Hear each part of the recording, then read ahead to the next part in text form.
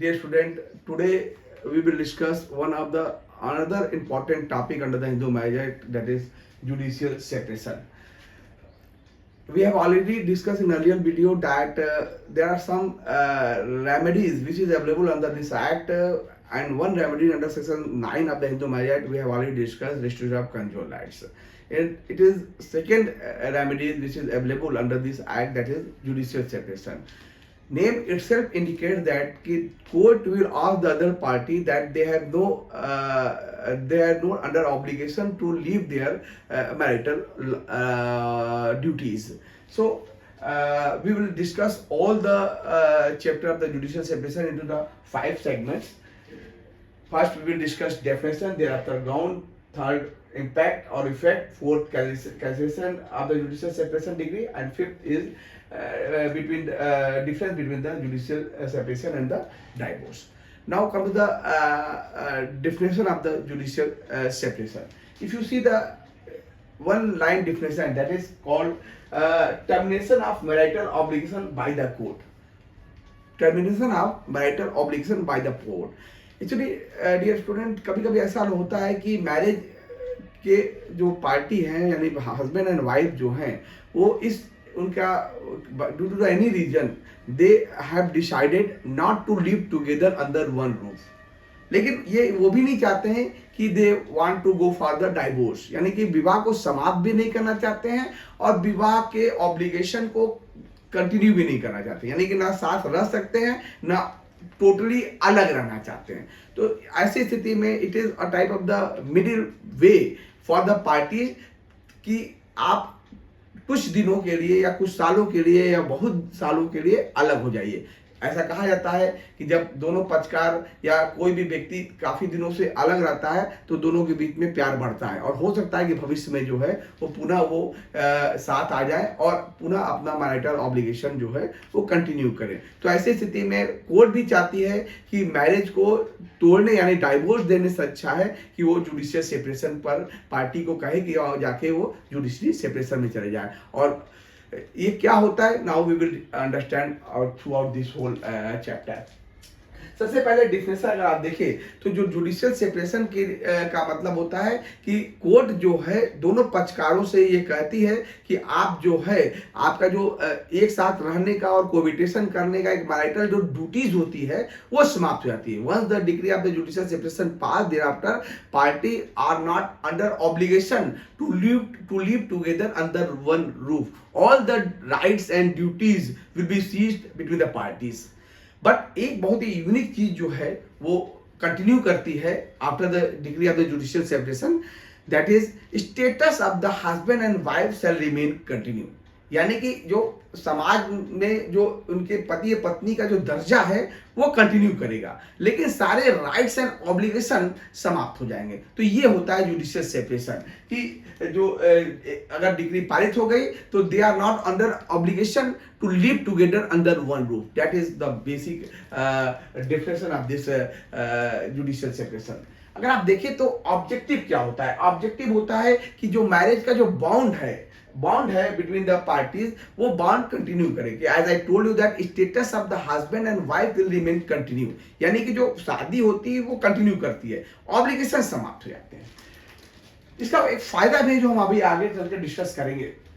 तो अगर ये देखिए कि ऑब्लिगेशन समाप्त हो जाता है, इसका मतलब होता है कि ये ड्यूटी बाउंड नहीं होते हैं कि एक दूसरे के साथ रहे या उनके बीच में कोबिटेशन रिक्वायर्ड हो, ये इसकी आवश्यकता नहीं होती है. दोनों एक छत के नीचे नहीं भी रहते हैं, अलग अलग भी रहना शुरू करते हैं और ऐसा लगता है कि दोनों के बीच में अब कोई संबंध नहीं रह गया. इस तरह का रिलेशनशिप हो जाता है जुडिशियल सेपरेशन में.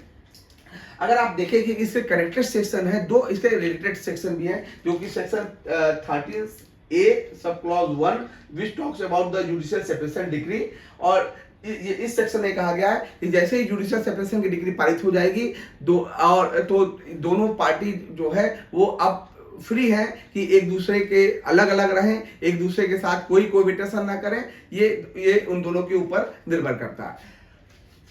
लेकिन एक बात कोर्ट ये कहती है कि अगर जुडिशियल सेपरेशन की डिग्री पारित हो गई है under section 13A sub clause 1 says that कि after the 1 years of the completed, once the judicial separation degree has been issued and एक साल बीत गया है, तो after the completion of the 1 years, now if any party come to the court for the decree of divorce, then court will dissolve this marriage. यानी कि judicial separation की degree पारित होने के बाद now party are under obligation, either will perform their marital obligation or ready for the go for the divorce. यानी कि एक साल के बीतने के पश्चात अगर कोई पक्षकार कोर्ट जाता है, ये कहता है कि साल भर बीत गया है, जुडिशियल सेपरेशन की डिग्री पारित हो चुकी है, लेकिन उसके बावजूद कि भी दोनों के बीच में कोहेबिटेशन नहीं प्रारंभ हुआ है, तो ये एक ग्राउंड बन जाएगा डाइवोर्स का। दूसरा है सेक्शन 13A में एक बहुत ही इंपॉर्टेंट प्रावधान है कि ये कोर्ट के ऊपर डिस्क्रिशनरी पावर है। जब भी कभी कोर्ट में डाइवोर्स के लिए पक्षकार जाते हैं तो कोर्ट के ऊपर डिस्क्रिशनरी पावर है। ये कोर्ट चाहे तो डाइवोर्स देने के बजाय वो जुडिशियल सेपरेशन में कह सकता है कि आप जुडिशियल सेपरेट हो जाइए और कुछ दिन तक अलग रहिए, और साल भर के भीतर अगर आपके बीच में कोहेबिटेशन प्रारंभ नहीं होता है तो फिर यानी कि कोर्ट एक मौका देती है कि चाहे तो वो ये जो मैरिज का जो बॉन्ड है वो प्रिजर्व करने का मौका कोर्ट देती है सेक्शन 13 सब क्लॉज ए में, कि चाहे तो एक साल के लिए वो अलग अलग रहे और उनको लगता है कि कंटिन्यू करना है एक साल के भीतर, तो फिर वो कंटिन्यू कर सकते हैं। साल भर के भीतर ये ग्राउंड बन जाएगा डाइवोर्स का सेक्शन 13(1)(a) के अंतर्गत। अगर आप देखें तो 3 ऐसी परिस्थितियां हैं जब जुडिशियल सेपरेशन की डिग्री पारित नहीं की जा सकती है। वो 3 परिस्थितियां हैं कि अगर दोनों पक्षकारों में से किसी ने कन्वर्जन कर लिया है, या फिर कोई एक रिनाउंसिएशन ऑफ द वर्ड यानी कि सन्यासी या साधु वगैरह बन गया है, या फिर उसकी प्रिज्यूम डेथ हो गई यानी 7 साल से मिसिंग है। तो इन 3 परिस्थितियों में जुडिशियल सेपरेशन की डिग्री पारित नहीं की जा सकती है। अब आइए one of the another aspect of the judicial separation, किस आधार पर कोर्ट जो है पार्टी को जुडिशियल सेपरेशन की डिग्री पारित करेगी। यहां पर है आधार कौन से होंगे। डाइवोर्स के हम लोगों ने देखा था कि पहले 9 था, अब 8 आधार हो गए, 4 स्पेशल ग्राउंड है, और फिर और भी कई चीजें डाइवोर्स के मैंने देखी थी। इन आधार पर डाइवोर्स हो सकता है। तो किन आधार पर जुडिशियल सेपरेशन की डिग्री पारित होगी, इस संबंध में इंपॉर्टेंट फैक्ट ये है कि 1976 अमेंडमेंट एक्ट के से पहले 6 ऐसे आधार थे उसमें जुडिशियल सेपरेशन की डिग्री पारित हो सकती है। कुछ और आधार थे जिसमें सिर्फ डाइवोर्स की डिग्री पारित हो सकती थी। 1976 में 6 आधार थे। Adultery, cruelty, desertion, unsoundness of mind, leprosy एक ग्राउंड था जो कि अब समाप्त कर दिया गया है, और वेनल डिसीज। इन 6 आधार पर जुडिशियल सेपरेशन की डिग्री पारित हो सकती थी, और आधार पर डाइवोर्स का भी डिग्री पारित हो सकती थी। लेकिन 1976 में के बाद अमेंडमेंट एक्ट ने कोर्ट लेजिस्लेशन ने जो है जुडिशियल सेपरेशन और डाइवोर्स दोनों के ग्राउंड को मिला दिया है। यानी कि अब जिस आधार पर डाइवोर्स हो सकता है उन सारे आधारों पर जुडिशियल सेपरेशन की डिग्री पारित हो सकती है। पुनः हालांकि हम लोगों ने डाइवोर्स को चैप्टर को ऑलरेडी डिस्कस कर चुके हैं अर्लियर वीडियोस में, पर final kind information there are 8 grounds. Earlier it was 9 ground. Leprosy has been deleted after the 2019 Amendment Act. So there are 8 ground in which a party want to either judicial separation or the divorce. First is adultery. Adultery का मतलब है कि during the course of marriage, one party having any sexual relations with the any third party apart from the spouse, it is an act of the adultery. दूसरा है cruelty. After the marriage, if there is a cruel act by the one party, then another will have a right to take the divorce. Desertion, अगर 2 सालों से दोनों पक्षकार आपस में अलग अलग रह रहे हैं, एक छत के नीचे नहीं रह रहे हैं, या इधर फिजिकल डिजर्शन है या कंस्ट्रक्टिव डिजर्शन है, उस आधार पर भी डाइवोर्स के जुडिशियल सेपरेशन की डिग्री पारित हो सकती है। किसी पक्षकार ने कन्वर्जन कर लिया है, उस आधार पर भी अब तो कन्वर्जन का आधार नहीं रह गया है, अनसाउंडनेस माइंड के आधार पर या फिर प्रिज्यूम डेथ और रिजम्पशन के आधार पर पारित नहीं किया जा सकते। तो कुल मिला के अगर आप देखें तो जो ग्राउंड पर डाइवोर्स लिया जा सकता है उसी आधार पर जुडिशियल सेपरेशन भी लिया जा सकता है। 4 स्पेशल ग्राउंड जो फीमेल को दिया गया है: pre polygamous marriage, husband guilty of rape, sodomy and bestiality, non-resumption of cohabitation under section 1 to 5 of the CRPC, and absence of puberty. These 4 grounds we have already discussed in our earlier videos, so we don't want to again discuss in this video. तो कुल मिला के 8 और ये 4 in ground के 13 ground के आधार पर party चाहे तो या तो डाइवोर्स ले सकता है या फिर जुडिशियल सेपरेशन में जाया जा सकता है। अब अगर देखें तो once the judicial separation decree has been passed by the court, then what will be the impact or effect of this judicial separation? तो इसका impact ये होता है कि first and foremost impact that party are not bound to live together under one roof. Cohabitation is not necessary. Both the party are free. वो अपना अपना जीवन अपने तरीके से जी ले, दूर दूर रह के अलग अलग दी दे। ये हो सकता है, ये पूरी संभावना है कि पूरा का पूरा जीवन वो लोग जुडिशियल सेपरेशन में ही रह ले, वो कभी भी एक साथ नहीं रह गए न रहा है, क्योंकि जुडिशियल सेपरेशन की डिग्री अगर जब तक समाप्त नहीं होती है तब तक वो जुडिशियल सेपरेशन में है, वो चाहे तो वो रह सकते हैं उनका। लेकिन जब जुडिशियल सेपरेशन का जो दूसरा इफेक्ट ये पड़ता है कि स्टेटस विल रिमेन कंटिन्यू, यानी कि पार्टी जो है वो हस्बैंड वाइफ का दर्जा मिला रहता है। इसका दूसरा प्रभाव ये पड़ता है कि ड्यूरिंग द जुडिशियल सेपरेशन कोई भी पक्षकार रीमैरिज नहीं कर सकता, क्योंकि rule of monogamy section 5(1) of the Hindu marriage act talks about the neither party has a spouse living at the time of the marriage, यानी कि विवाह के समय कोई भी पक्षकार का पहले से पत्नी या पति जीवित नहीं होना चाहिए, अगर है तो डाइवोर्स होना चाहिए। यहाँ पर अगर जुडिशियल सेपरेशन हो भी गया है, क्योंकि डाइवोर्स नहीं है, जुडिशियल सेपरेशन है, उसका एक मार्क्ड इम्पैक्ट ये पड़ता है कि स्टेटस विल रिमेन कंटिन्यू, यानी अभी भी वो दोनों हस्बैंड एंड वाइफ है। Those all the rights and obligation is now ceded, but they are remain the husband and wife. तो अभी husband and wife का दर्जा मिला हुआ है, अतः दोनों में से कोई पक्षकार जुडिशियल सेपरेशन के डिग्री के बाद शादी करता है, मैरिज करता है, तो वो बाइगेमी के ऑफेंस का दोषी माना जाएगा और उसे 7 साल की punishment under section 495 of the Indian penal code उसको सजा मिलेगी। तो यहाँ पर आप शादी नहीं कर सकते। तीसरा है यहाँ पर जो जुडिशियल सेपरेशन का जो सबसे बड़ा फायदा ये होता है, क्यों कोर्ट चाहती है कि जुडिशियल सेपरेशन में पार्टी चल जाए, उसका फायदा ये होता है कि वो भविष्य में कभी भी एक मोड़ पर, एक चौराहे पर कभी उनको लगे कि यार बहुत हो गया है, अब हम लोग कितने अलग अलग रहे, अब हम लोग वापस पुनः अपना मैरिटल लाइफ जो है रिज्यूम करना चाहते हैं, तो ऐसी स्थिति में उनके पास ये ऑप्शन है कि वो वापस आ सकते हैं। Once divorce takes place then they can not remain together. लेकिन जुडिशियल सेपरेशन में जो सबसे अच्छी बात होती है, इसलिए कोर्ट इसे प्रेफर भी करती है कि वो बॉन्ड कंटिन्यू करता है, कोहैबिटेशन चीज हो जाती है, लेकिन भविष्य में जीवन के किसी राह पर दोनों पुनः लगता है कि चलो फिर एक साथ चला जाए, तो ऐसे स्थिति में वो अपने मैरिज को रिज्यूम कर सकते हैं। और इसके लिए कोई टाइम बाउंड नहीं, किसी जुडिशियल सेपरेशन की डिग्री पारित होने के कितने भी समय के बाद, चाहे 10 साल 15 साल 25 साल के बाद भी अगर दोनों पार्टी रीयूनाइट होना चाहते हैं तो यहाँ पर हो सकते हैं, यानी कि मैरिज का बॉन्ड जो है वो कंटिन्यू कर रहा है।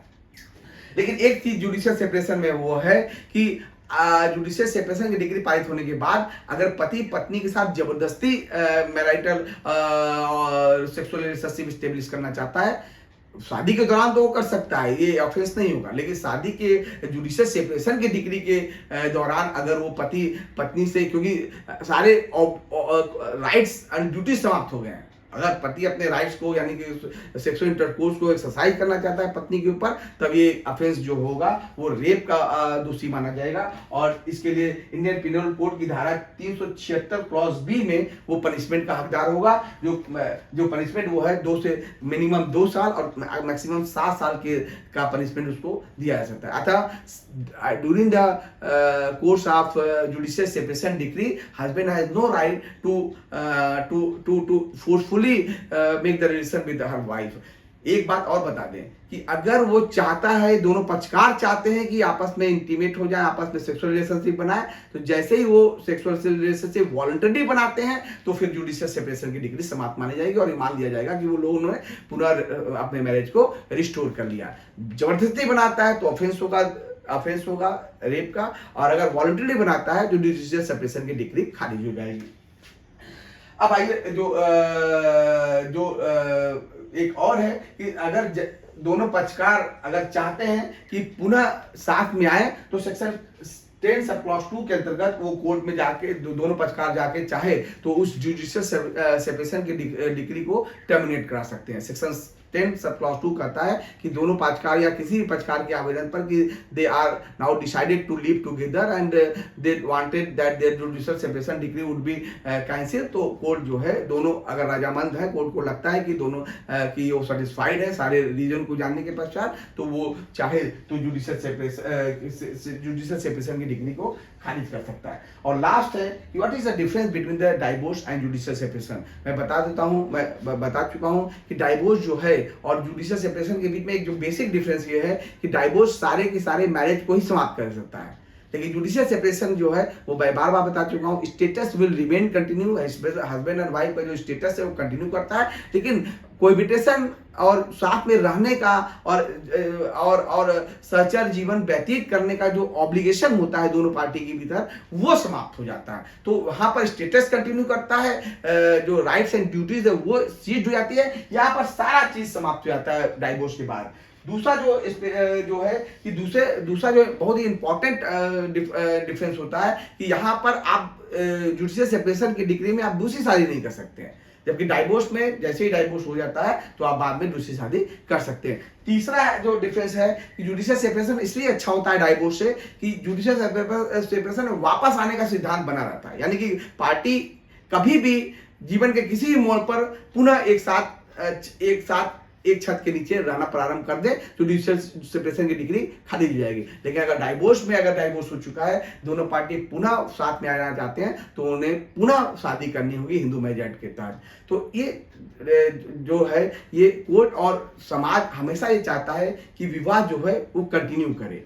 विवाह तोड़ना परिवार के लिए भी अच्छा नहीं है, पूरा का पूरा परिवार डिस्टर्ब हो जाता है अगर डाइवोर्स होता है घर में, तो समाज डिस्टर्ब हो जाता है, मोहल्ला डिस्टर्ब होता है और फिर पक्षकार ही नहीं बल्कि पक्षकार की फैमिली भी डिस्टर्ब होती है। इसलिए कोर्ट हमेशा इस फेवर में रहती है कि वो मैरिज को हर स्थिति में बचाए। अतः पूरा का पूरा हिंदू मैरिज एक्ट को देखेंगे तो कोर्ट इंश्योर करना चाहती है, यानी मैंने बताया था कि सेक्शन 13 सब क्लॉज 2 में एक ग्राउंड है, कोर्ट चाहे तो डाइवोर्स के जगह वो जुडिशियल सेपरेशन दे सकती है। जुडिशियल सेपरेशन का मतलब होता है कि आप कभी भी पुनः रियूनाइट होना चाहें तो आ सकते हैं। कोर्ट आप कहती है कि आप लोग अलग अलग हो जाइए, फिलहाल चूंकि आप दोनों के बीच में रिश्ते अच्छे नहीं है तो अभी अलग रहिए, हो सकता है कभी भविष्य में रिश्ते अलग सही हो जाए, दोनों के बीच में लव एंड अफेक्शन पुनः रिस्टोर हो जाए तो वो चाहे तो वापस आ सकते हैं। अतः कोर्ट हमेशा इस फेवर में रहती है कि डाइवोर्स के बजाय जुडिशियल सेपरेशन की डिग्री पारित किए जाए।